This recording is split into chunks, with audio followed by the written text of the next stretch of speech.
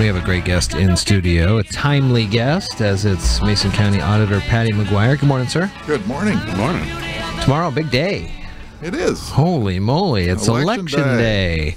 I'm seeing some reports come out of Thurston County on returns already in, and they were at about 16%. Do you have any numbers on returns that you've gotten into the office so far? As of close of business Friday afternoon, we were at 25% turnout, 25.3% turnout. Okay. So better than the state average, which is, I think, is about 17%, which is typical. Our voters generally vote more than the rest of the state, and we're happy about that. A little more engaged. What do you think it is about our demo that lends itself to that? I think part of it is that the population here is relatively stable, as opposed to a big city where people are moving all the time, may end up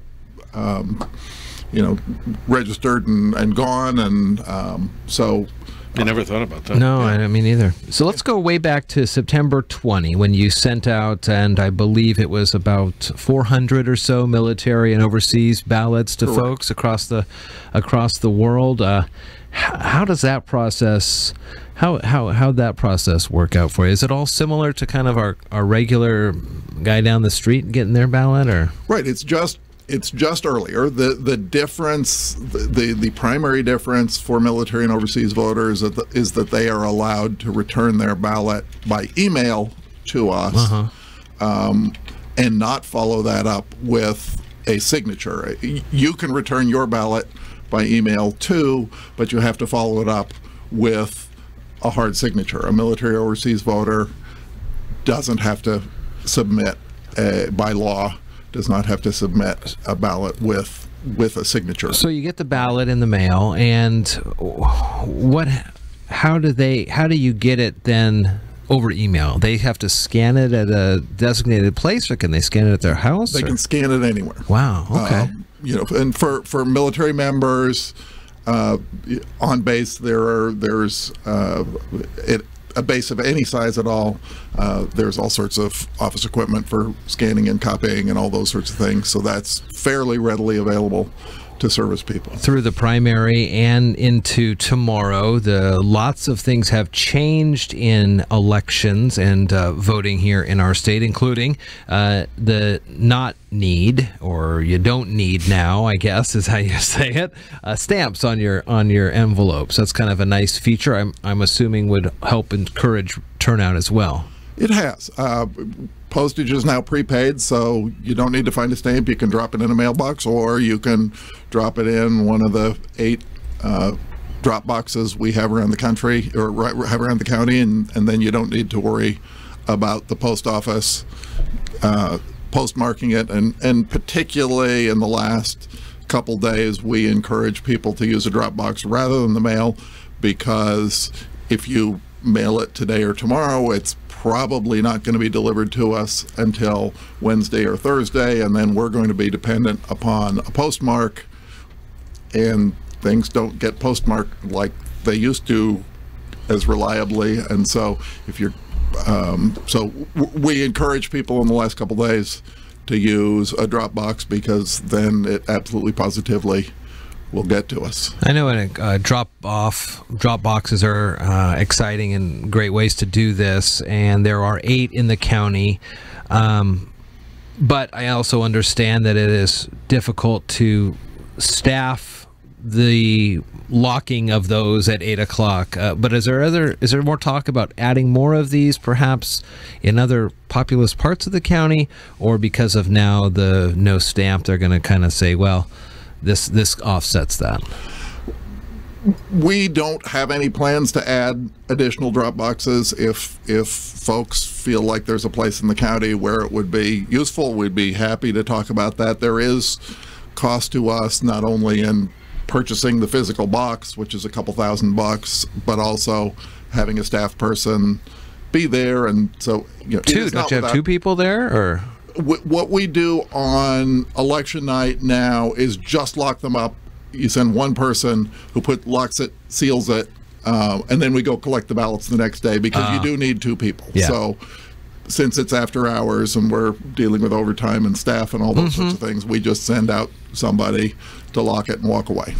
How else are you working with this upcoming election? I know people are still able to register tomorrow, but they have to come into your office, right? Right. So beginning last week and through 8 p.m. tomorrow night, people are able to come into our office and register to vote in person, and we will physically hand them a ballot register them, vote, hand them a ballot across the counter, and they can fill it out and give it back to us, and they will have voted. And they can do that they can do that all day today from 9 a.m. to 4 p.m. and then tomorrow from 9 a.m. to 8 p.m. We'll be staffing the counter, and people can come in and register to vote and get it done. Right. You guys are doing a great job, phenomenal, making it easier and more accessible as it needs to be. What's the next frontier? What's the next battle when it's more of like maybe an apathy issue where like we've made it easy, we've got the postage paid, same day voting, maybe internet voting, things like that.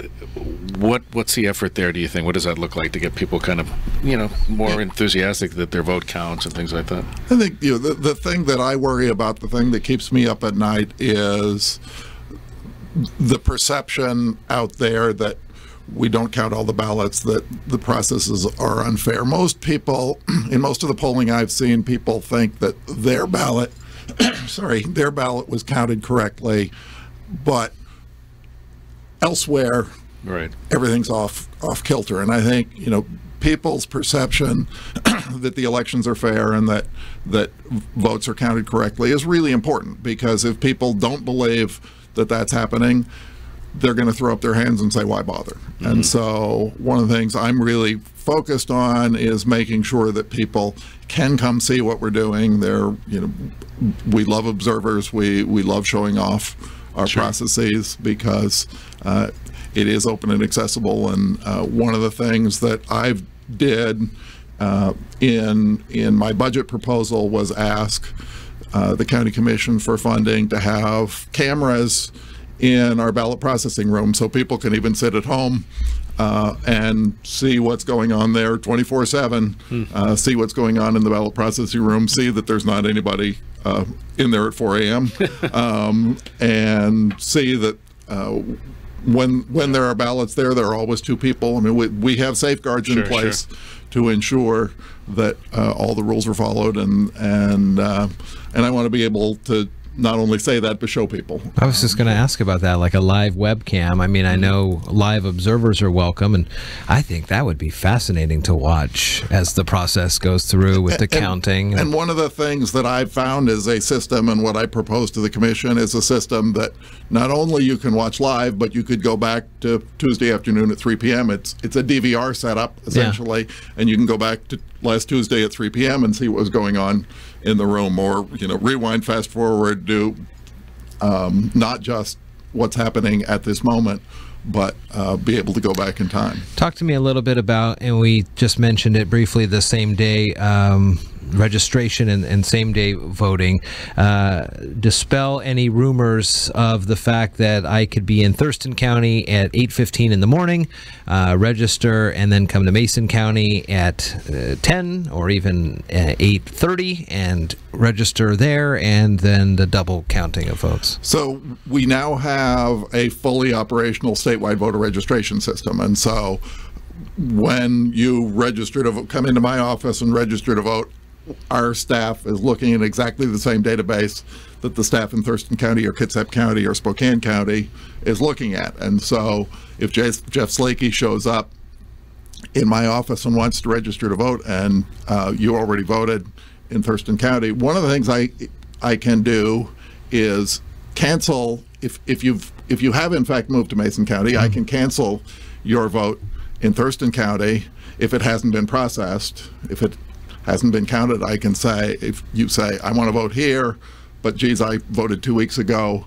in Thurston County. If that hasn't been processed, I can cancel your vote in Thurston County and have you, and let you vote in Mason County. So We're operating off of one database.